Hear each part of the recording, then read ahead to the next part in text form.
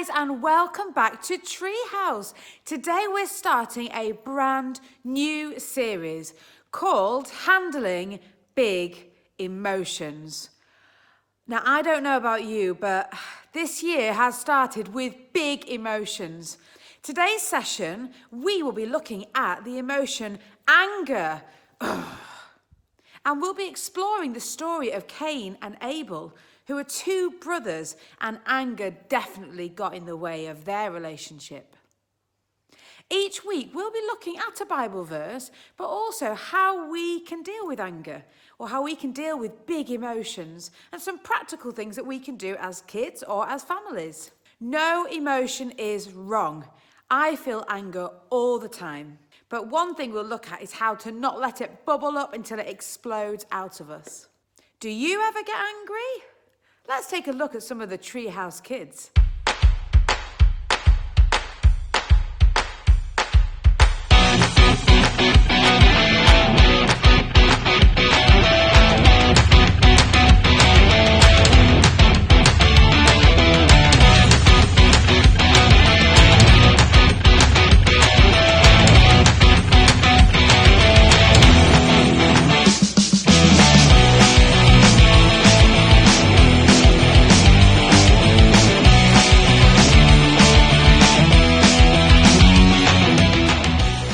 So, at home, can you show me a really angry face? Can you show me a really frustrated face? What about an annoyed face? And what would an exasperated face look like? Wow, they were some interesting facial expressions. Well done, guys, at home. So all the words I just said then, angry, frustrated, annoyed, exasperated, well, they all sort of mean anger. And there are lots of other words that mean anger too. So let's start today with a game. I'm going to say a sentence, and if you agree, I want you to stand up and clap 3 times. If you don't agree, you can just stay sitting down. Are you ready? Here we go. I get angry when I have to go to bed. Is that you? I get angry when I can't do something. I get angry when I am told to stop watching television. I get angry when I have to go to school, but my big brother or big sister doesn't. I get angry when people are mean to me. Did you stand up and clap at all in that game? I bet you did. Just spend another minute thinking of your own statements at home. I get angry when. Pause the video and see if you can come up with some of your own.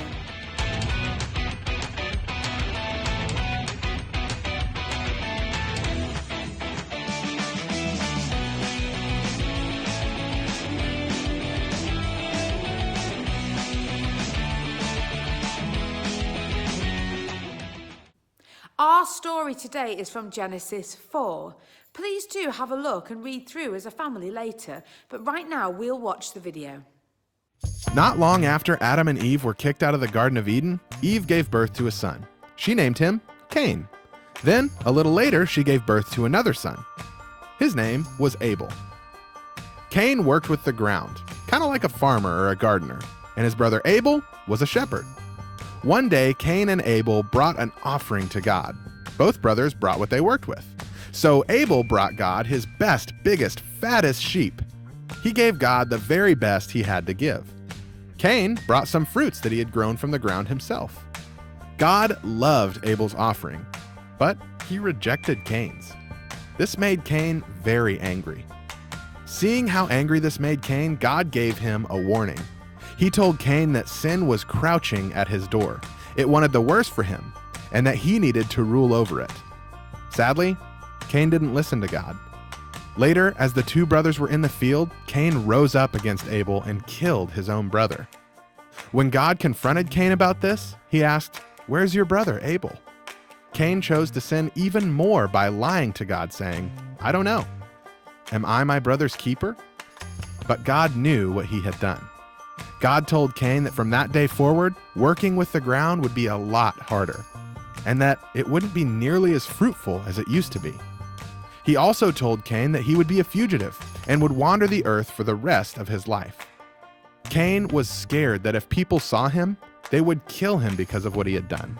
But God put a mark on Cain so that no one would attack him. So Cain left God's presence and headed east, where he settled in the land of Nod. If Cain would have just listened to God's warning, this all could have been avoided. But he chose to go his own way instead of God's way. The end. Cain had some serious anger inside. Anger that had devastating consequences. Let's look at this bottle. Cain got mad when God was pleased with Abel's offering. Cain got angry when God rejected his offering. God told Cain that sin was crouching at his door, and this probably made him really angry. Cain chose to ignore God and didn't listen. Cain got so mad that he killed his brother. Anger is like the fizz in this bottle. It can make us go mad and crazy.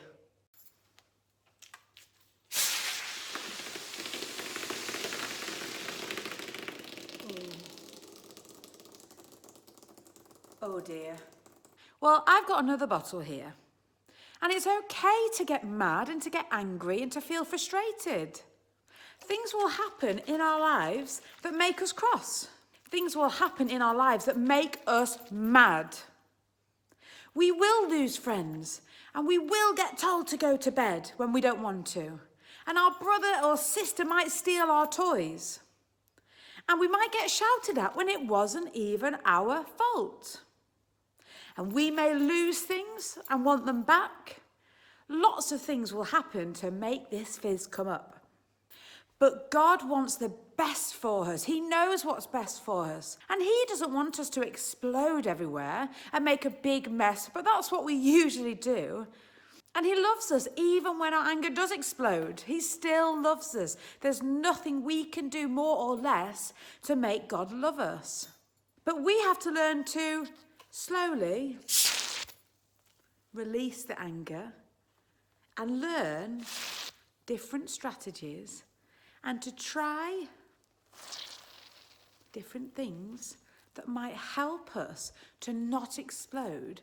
So eventually, all the fizz will simmer down and we'll be able to control our anger.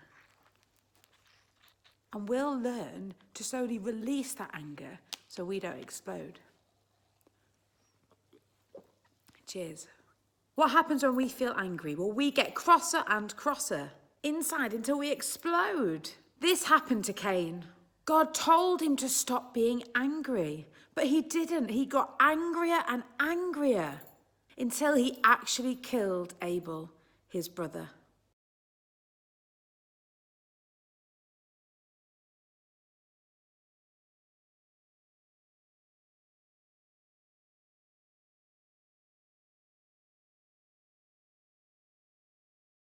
So after listening to all of this, and after listening to Cain and Abel's story, what do we do now?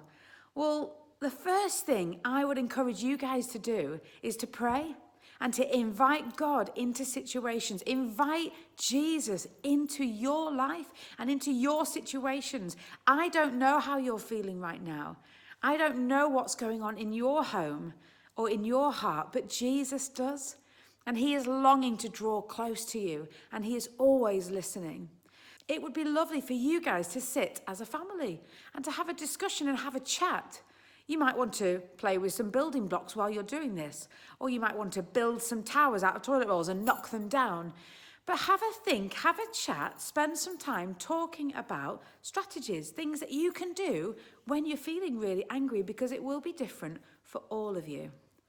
Let's end with a memory verse. So jump up to your feet and go and get your pillow.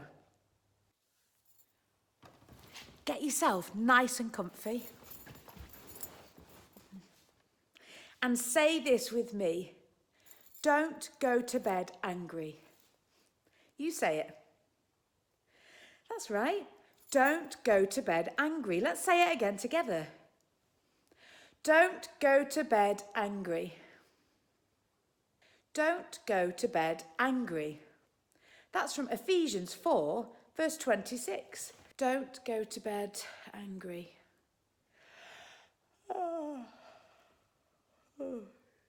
Don't go to bed angry. Don't go to bed angry. Don't go to bed